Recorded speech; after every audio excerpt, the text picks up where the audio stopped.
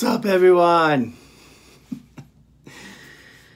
Oh, we got about one more, maybe 2 more weeks before we get our gym back and the supermarket becomes a little bit more barren as all the New Year's resolutionists fade away into the abyss.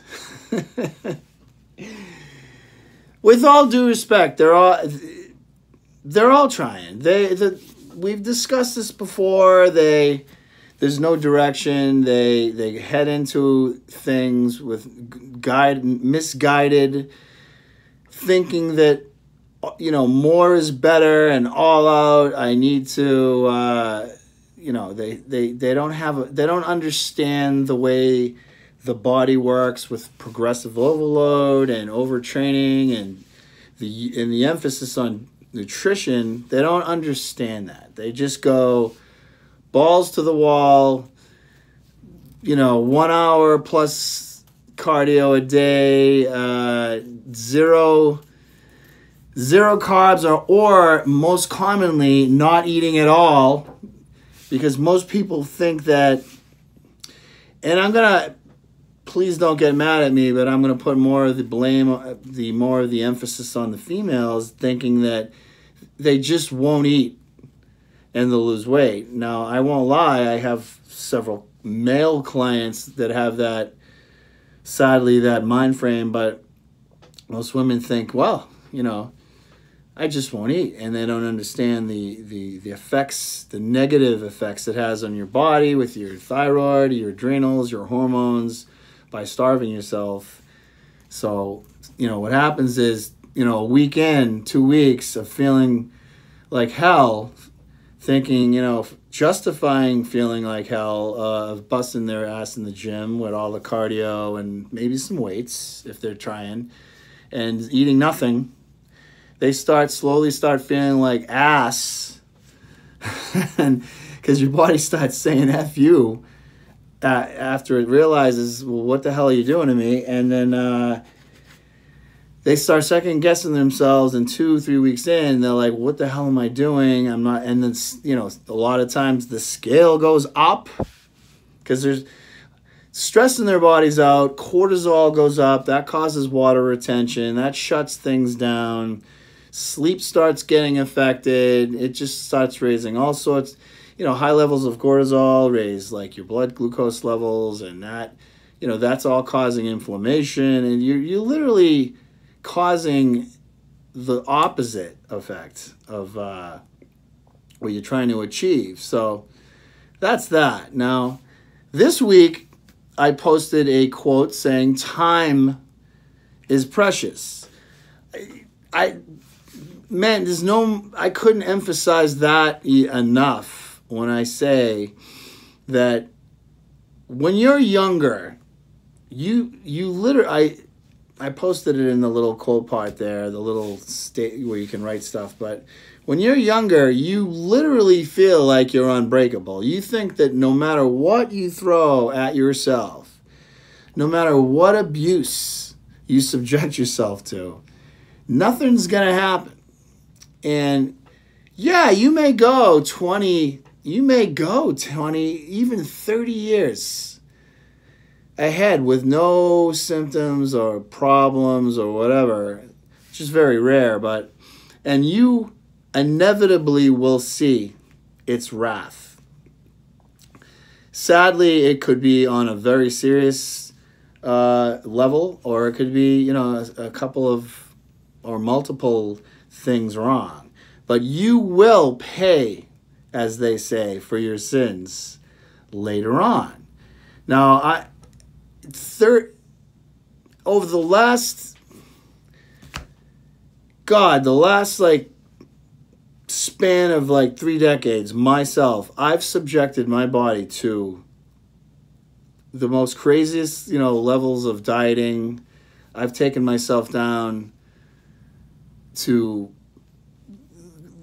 dangerously low levels of body fat, and I've I put on quite a bit of weight at some points, in my own way, I've always tried to maintain a particular body fat percentage, even at my heaviest. But you know, when you fluctuate between a matter of 50, 60-ish pounds, that's going to take its toll on your body. You know, so to blow up 50, 60 pounds and then come down 50, 60 pounds, it's hard on the body. Your body goes through a series of events, series of things going on, and people don't know, but your stomach and your brain and your hormones, you go through hell when you do that. And again, you may not notice anything. You're like, what's the big deal? Put on some weight. You know, when you're younger, you just don't put things into perspective for the long term.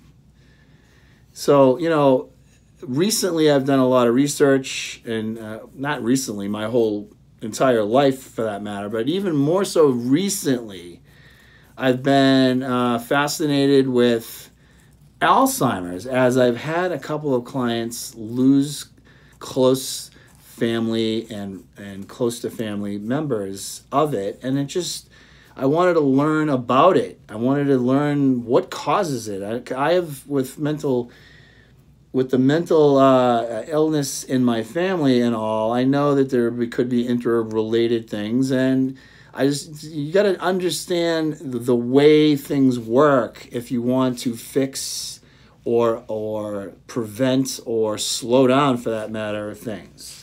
So I've been really, really listening and studying Alzheimer's from some really intelligent people.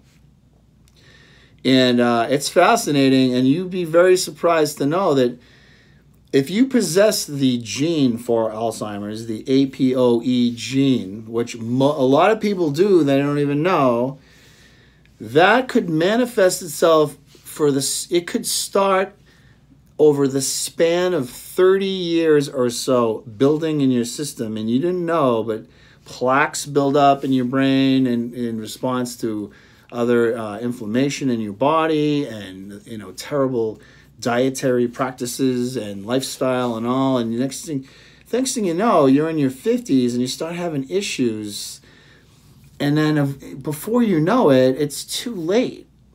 And there's no cure for Alzheimer's.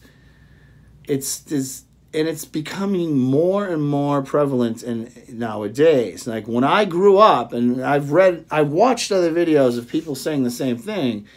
When I grew up, you maybe knew of like one person who had it, you know? And then again, on the same token, I was just talking to someone about this the other day. When I grew up, literally, there was like one fat kid that we knew of.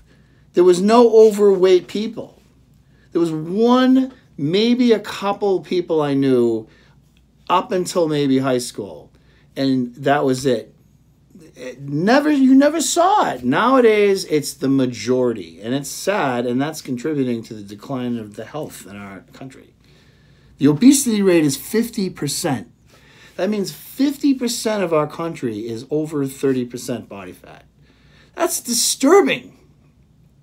So think long and hard now when you're young about later. I know it doesn't make sense to you. Should I worry? I'm going to live forever. No, you're not.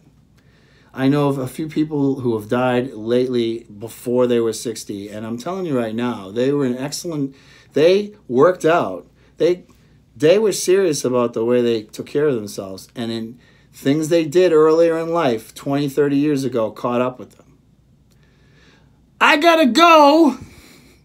Get to the gym, and don't worry, all the New Year's resolutionists will be gone soon.